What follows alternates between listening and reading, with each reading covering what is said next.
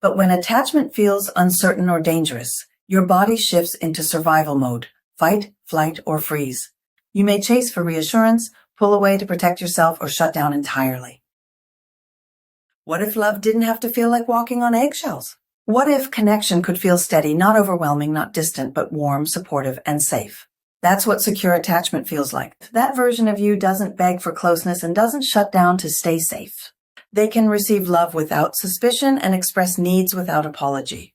Because healing attachment isn't about needing less, it's about feeling safe enough to need at all. It's about knowing that your emotions are valid, that your longing for closeness is human, and that your heart was never the problem, it was the fear. As you build secure attachment, you stop searching for safety in someone else's approval and begin creating safety from within.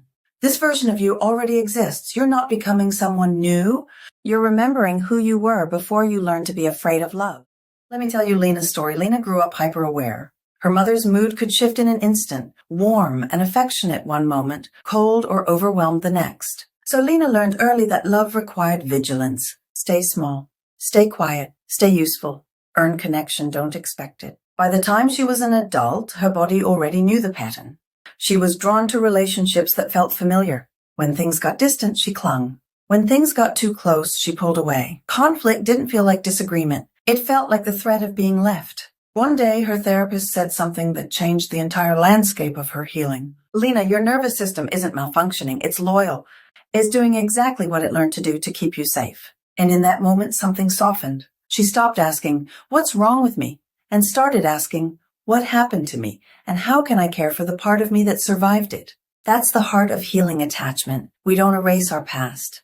We reteach our body what safety feels like, and slowly, love becomes something we don't have to earn. What if love didn't have to feel like walking on eggshells? What if connection could feel steady, not overwhelming, not distant, but warm, supportive, and safe? That's what secure attachment feels like. Not perfect love, but safe love. A love where you can breathe, where your needs are not a burden, where you don't have to shrink or lose yourself to stay close. In this video, we're exploring one of the 4 attachment styles, secure attachment. We'll look at how it forms in childhood, how it shows up in adult relationships, and why it becomes such a powerful anchor for emotional well-being.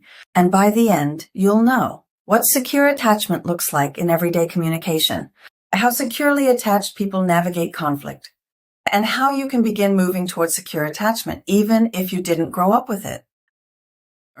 1. Secure attachment isn't the absence of conflict or pain. It's the presence of repair, responsiveness, and emotional safety. It begins in early childhood, often in the simplest moments. A baby cries and someone comes. A toddler reaches out and someone responds. A child tries something new and someone is there, steady, encouraging, not perfect but consistent enough. From these repeated experiences, a quiet internal truth forms. I am safe here. My feelings make sense. My needs matter. I am held. And that truth becomes a blueprint that carries into adulthood.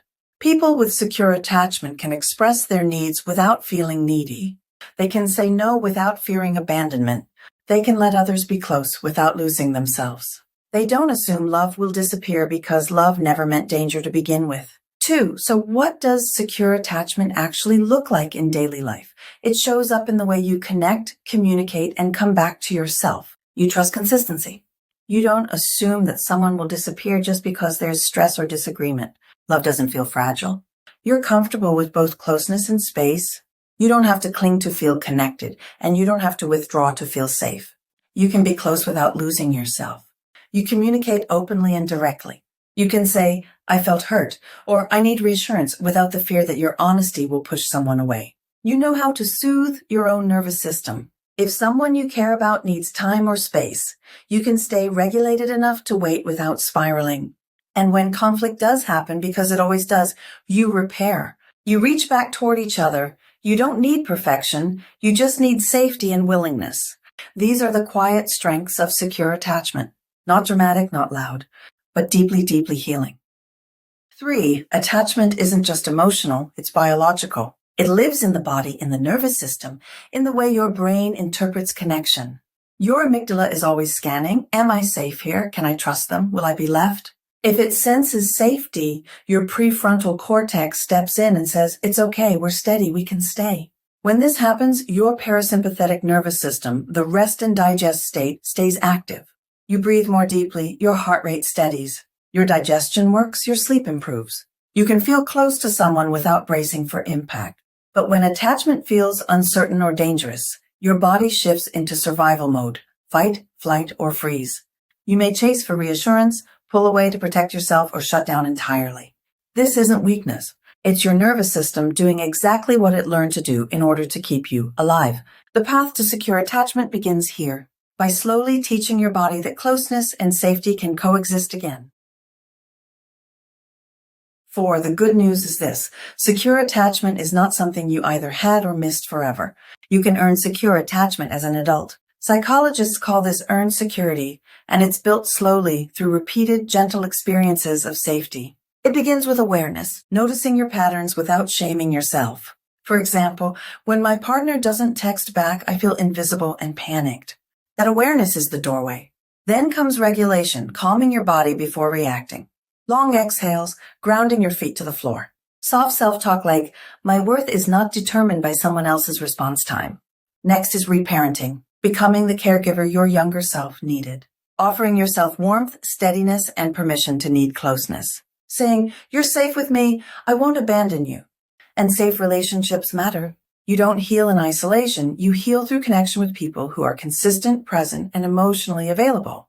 Fondly, repair over perfection. Learning that conflict does not mean the end. Rupture is followed by repair, and repair builds trust. Each time you respond to fear with gentleness, each time you choose truth over people-pleasing, your nervous system rewires. Slowly, steadily, what once felt like survival begins to feel like love. 5. That version of you doesn't beg for closeness and doesn't shut down to stay safe. They can receive love without suspicion and express needs without apology.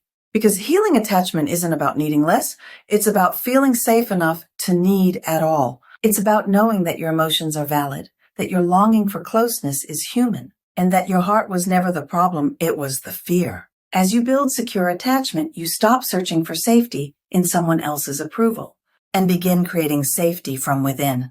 This version of you already exists. You're not becoming someone new.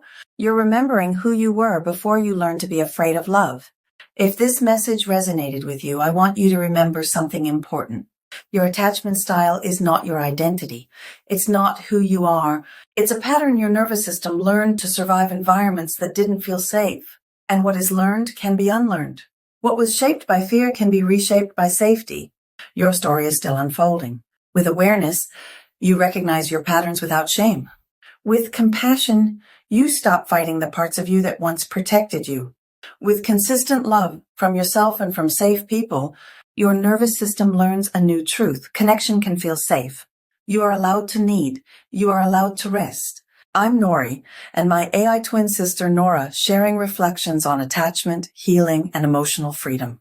If this video brought you clarity, softness, or just one deep breath, please like, share, and subscribe. Your support helps others find this space too. Because when we heal the fear of abandonment, we don't just find peace, we find our power.